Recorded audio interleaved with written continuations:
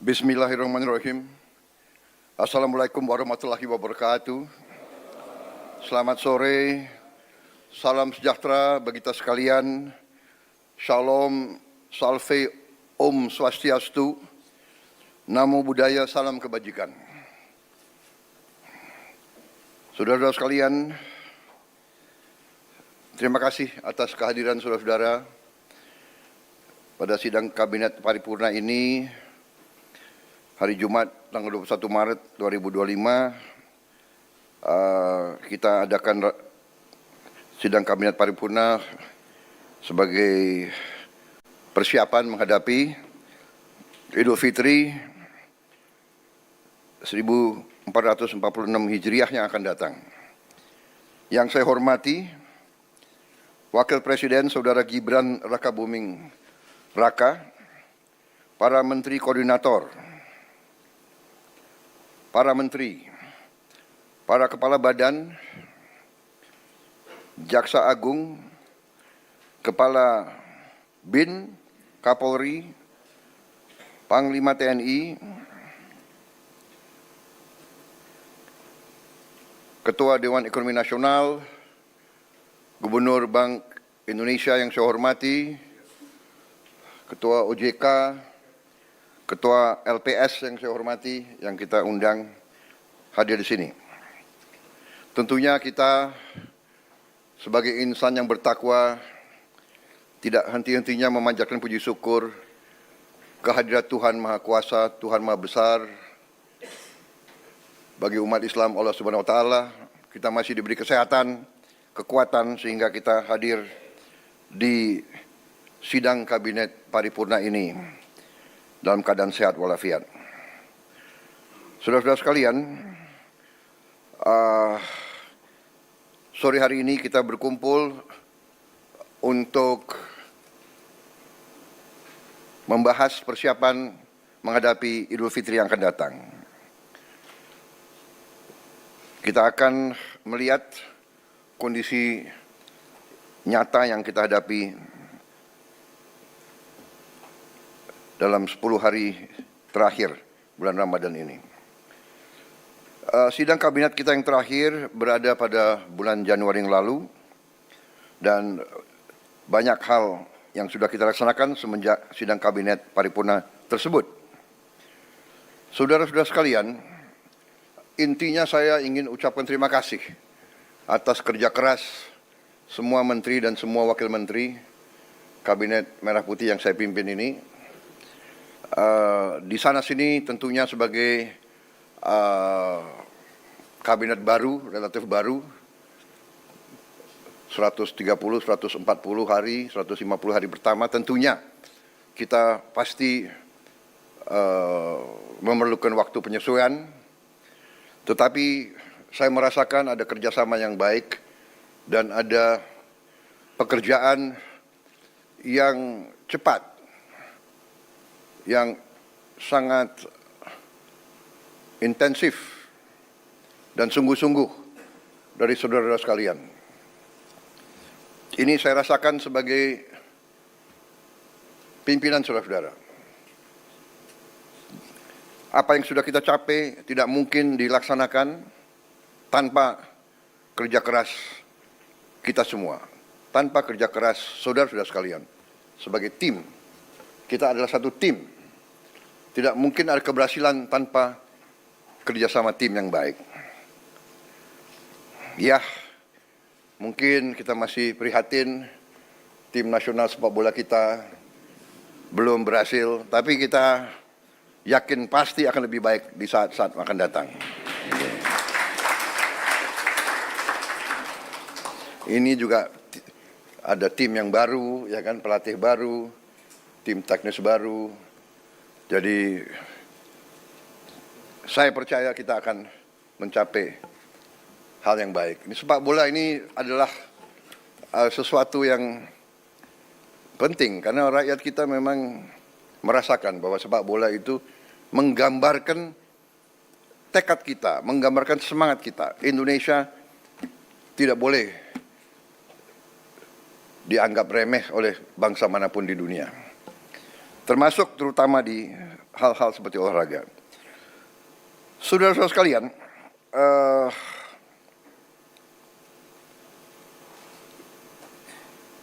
banyak sekali yang sudah kita laksanakan semenjak sidang kabinet yang lalu. Mungkin karena banyaknya inisiatif kita, banyaknya terobosan kita, banyaknya kebijakan kita, mungkin narasi ke rakyat mungkin kurang sempurna, kurang intensif. Ya, ini saya kira perlu kita perbaiki komunikasi kita kepada rakyat. Ya, saya juga terus terang aja sangat terkesan dengan banyaknya kebijakan yang bisa kita keluarkan dalam waktu singkat. Dan ini karena kerja keras para menteri, para wakil menteri, para kepala badan. Saudara-saudara, salah satu yang utama yang harus saya sampaikan adalah bahwa di saat bulan-bulan ini, apalagi menjelang Ramadan dan Idul Fitri, kondisi pangan kita aman, kondisi pangan kita cukup terkendali.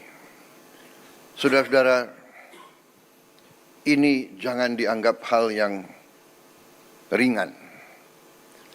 Kita negara keempat terbesar di dunia. Jumlah penduduk kita sangat besar. Dan bertahun-tahun kita selalu khawatir dengan keamanan pangan kita. Kita selalu khawatir kita harus import. Alhamdulillah tahun ini produksinya sangat baik dan saya monitor harga-harga sampai hari ini terkendali. Mungkin harga cabai rawit yang agak naik beberapa saat yang lalu, mungkin sekarang sudah mulai turun ya. Tapi saran saya jangan terlalu banyak makan terlalu pedas. Saya waktu muda sukanya pedas sekali, sekarang dokter melarang saya makan terlalu pedas. Yang muda-muda silakan.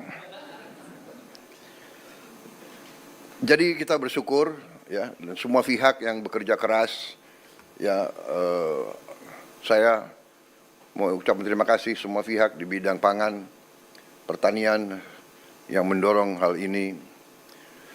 Pangan adalah yang paling utama. Ya. Harga saham boleh naik turun, pangan aman, negara aman. Saudara-saudara.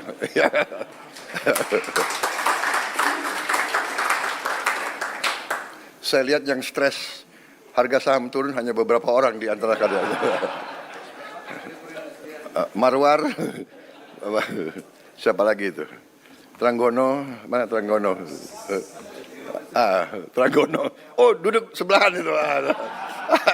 Ini nih, mana lagi ya?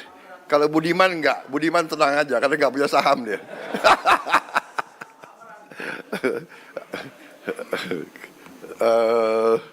Siapa lagi ya? Amran. Enggak, dia enggak main saham dia. Dia enggak main saham. Siapa lagi ini? Rosan udah botak jadi enggak apa-apa dia. Jadi demikian saudara-saudara. Kemudian kita juga boleh sekarang mulai bangga makan bergizi gratis sudah menjangkau 38 provinsi dan sekarang sudah 2 juta penerima manfaat. Hanya ini masih belum sebetulnya memuaskan saya, tapi saya mengerti Kepala Badan Gizi Nasional sudah bekerja dengan seluruh jajarannya. Ini sudah paling cepat yang kita bisa laksanakan. Dalam Januari, Februari, Maret, dalam 3 bulan mencapai 3 juta penerima manfaat.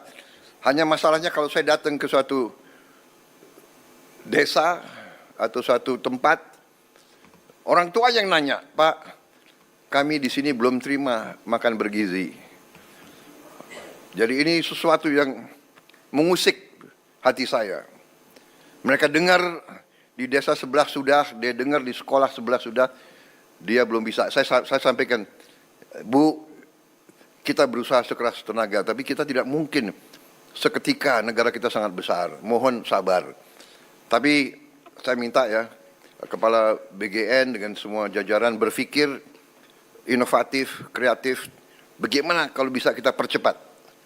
Apa pakai sistem hibrida atau bagaimana? Ya, karena kasihan rakyat kita sangat membutuhkan dan mengharapkan. Tapi terima kasih. Apapun terjadi, ini suatu prestasi yang luar biasa. Saya terima surat-surat dari pimpinan-pimpinan dunia. Mereka bahkan mau belajar dari kita. Banyak kunjungan dari pimpinan-pimpinan negara lain, mereka bilang salah satu yang mereka ingin belajar dari kita adalah makan bergizi. Padahal kita baru mulai. Ya, mereka menganggap bahwa kita salah satu yang paling serius dan paling besar usaha kita menangani ini. Kemudian salah satu yang luar biasa juga, kita berani meluncurkan Badan Pengelola Investasi Danantara Indonesia. Konsolidasi semua kekuatan ekonomi yang dimiliki pemerintah Indonesia, semua dana, semua aset BUMN, kita konsolidasikan. Kita ingin mengelola dengan sebaik-baiknya, setransparansi mungkin, dengan akuntabilitas yang sangat tinggi. Saya beri petunjuk kepada pimpinan Danantara, kalau perlu keputusan-keputusan itu diambil secara hati-hati, dan kalau perlu tidak perlu terlalu cepat. Ini adalah kekayaan anak dan cucu kita, harus dijaga dengan baik. Dan untuk itu saya minta pengawasan, oversight, penilaian risiko sangat berlapis-lapis. Dan saya minta tokoh-tokoh masyarakat ikut mengawasi. Dan saya tegaskan bahwa setiap saat pekerjaan dan semua kebijakan Danantara ini harus bisa diaudit, harus bisa diawasi, harus bisa dipertanggungjawabkan setiap saat oleh siapapun yang menginginkan. Saudara-saudara, tapi ini saya kira adalah terobosan sangat besar. Dengan demikian, saya yakin manajemen semua aset di bawah Danantara akan lebih baik, karena kita akan pakai manajemen yang berstandar internasional. Juga dengan beberapa penasihat-penasihat tingkat internasional kita ingin mengajak. Saya juga melihat bahwa kita sudah mulai meluncurkan program cek kesehatan gratis untuk setiap warga negara. Ini sudah mulai di roll out dan sudah berjalan. Saya kira ini juga salah satu terobosan saya kira di dunia, saya kira ya, Menteri Kesehatan ya. Tidak semua negara punya program seperti ini.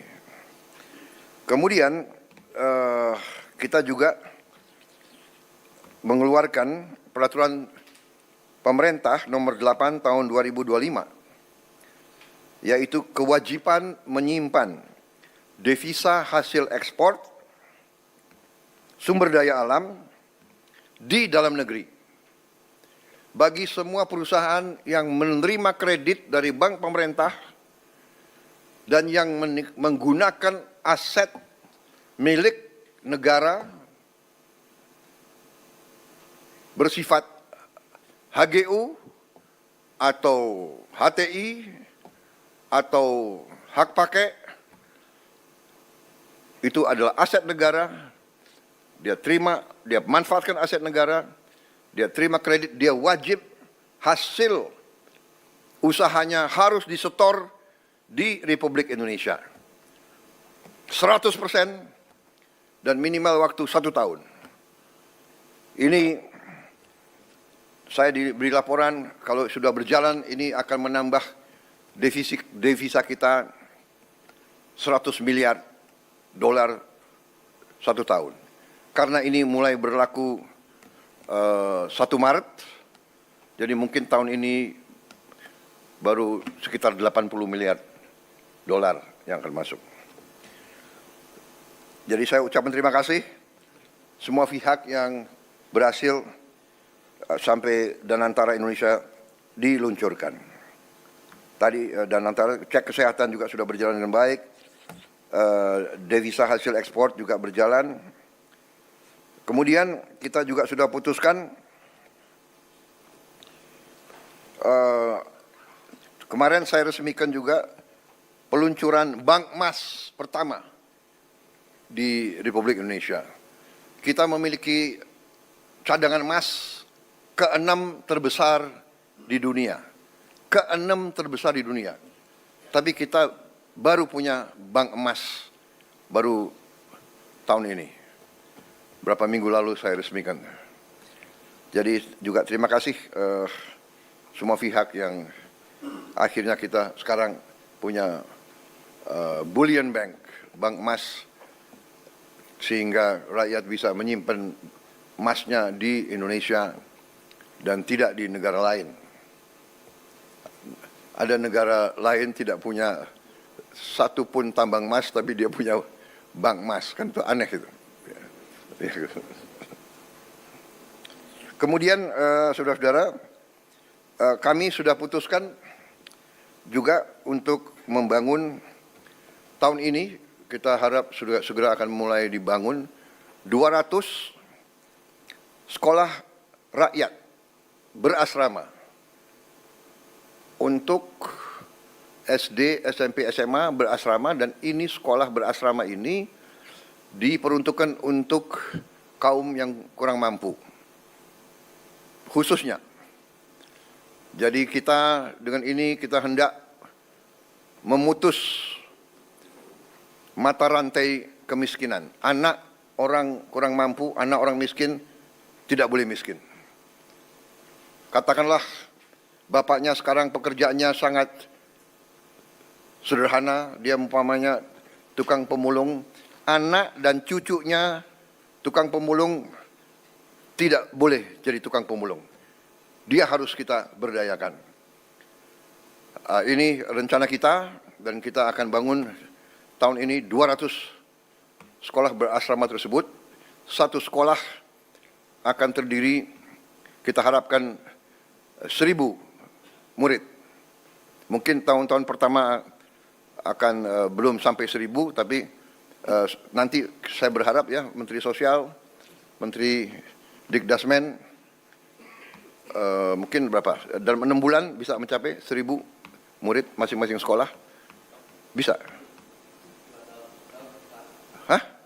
Tahun 4? Tahun depan? Tahun depan ya?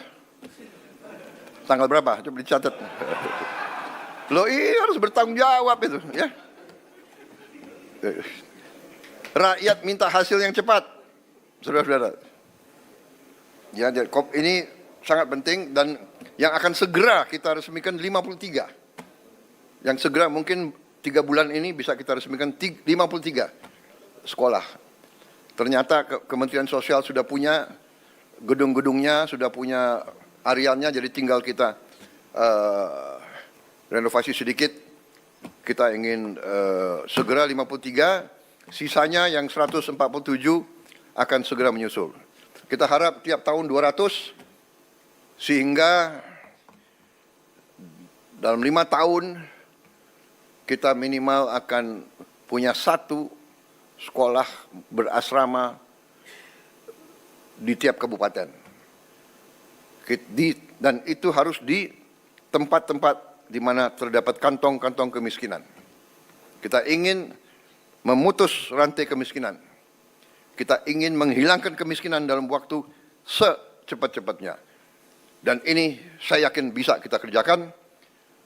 Nanti Menteri Koordinator Perekonomian, kemudian Menteri Keuangan, kemudian nanti mungkin Menteri Sosial akan sedikit kasih penjelasan singkat, termasuk juga saya minta Ketua LPS menyampaikan kondisi ekonomi secara umum, sehingga kita dapat gambaran real apa yang telah kita kerjakan, dan kita akan nanti dapat bayangan betapa besar upaya bangsa Indonesia untuk memberi kesejahteraan kepada rakyatnya.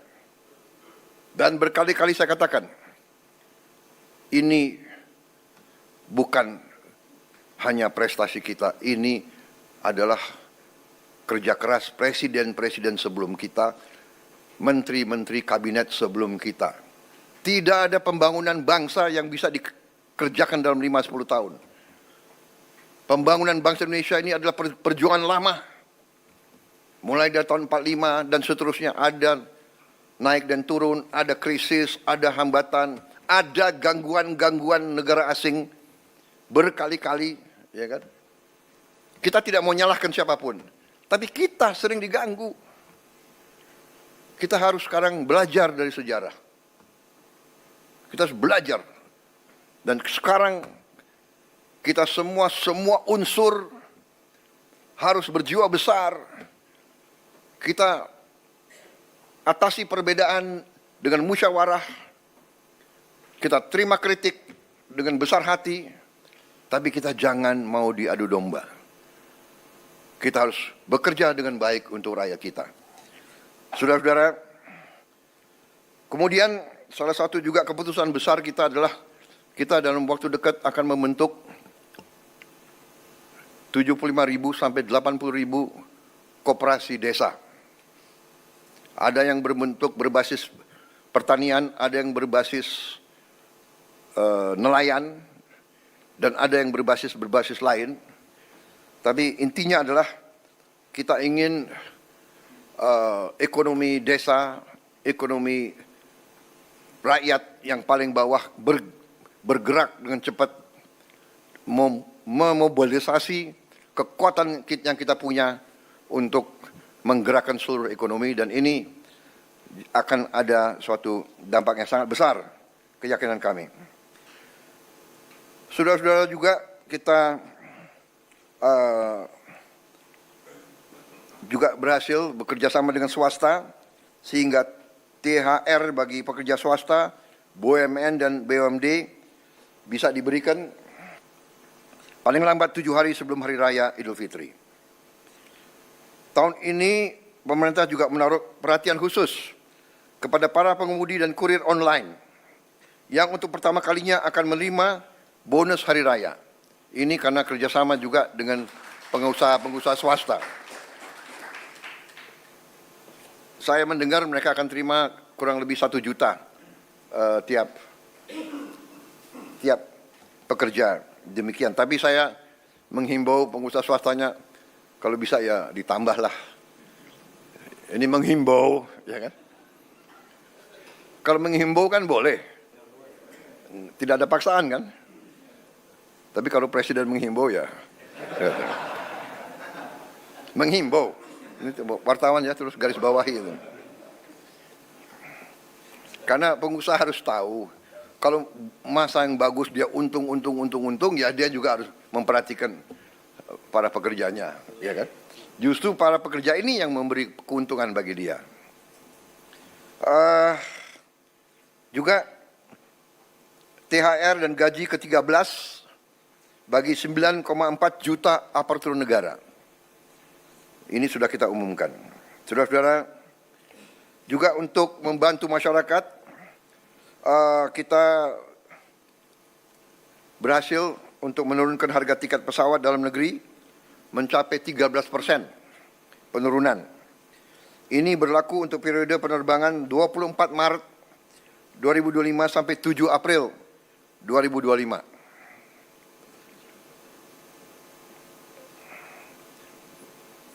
Nanti Presiden juga akan menghimbau, kalau bisa ditambah, tapi menghimbau.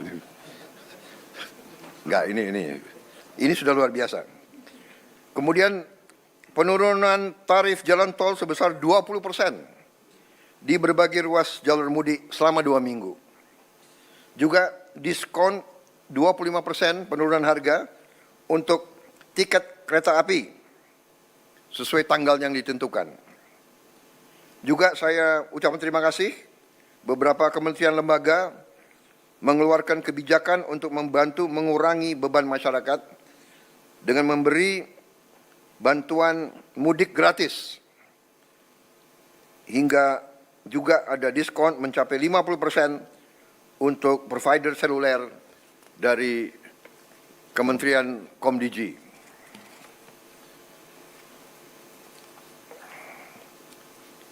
Saya kira dengan demikian persiapan mudik saya harap benar-benar disiapkan dengan baik.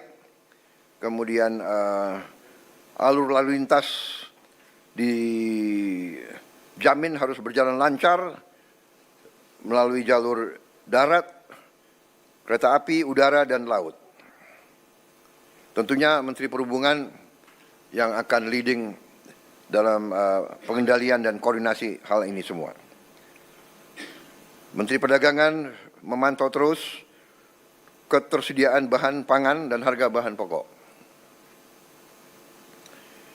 Juga kita antisipasi bahwa di sektor pariwisata ini juga akan meningkat dan perlu antisipasi dari Menteri Pariwisata hal-hal yang harus disiapkan.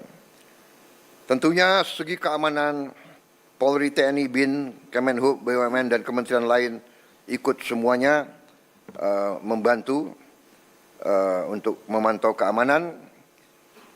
Di bidang industri dan tenaga kerja juga berjalan baik. Saya juga minta pelayanan publik terutama semua rumah sakit harus siap, semua fasilitas kesehatan, juga sektor perbankan disiapkan dengan baik. Peringatan dan informasi cuaca, saya juga mohon terus masyarakat diberi informasi terus-menerus. Saudara-saudara sekalian, saya kira demikian pengarahan saya, petunjuk-petunjuk saya tentang persiapan ke arah Hari Idul Fitri. Tapi pada garis besarnya saya ucapan terima kasih kepada semua menteri, semua kepala badan yang telah bekerja keras. Dan saya kira untuk yang terbuka sudah selesai. Terima kasih media. Sekarang adalah paparan dan pengarahan tertutup untuk konsumsi kita sendiri dalam rangka persiapan ke depan. Terima kasih, saudara sekalian.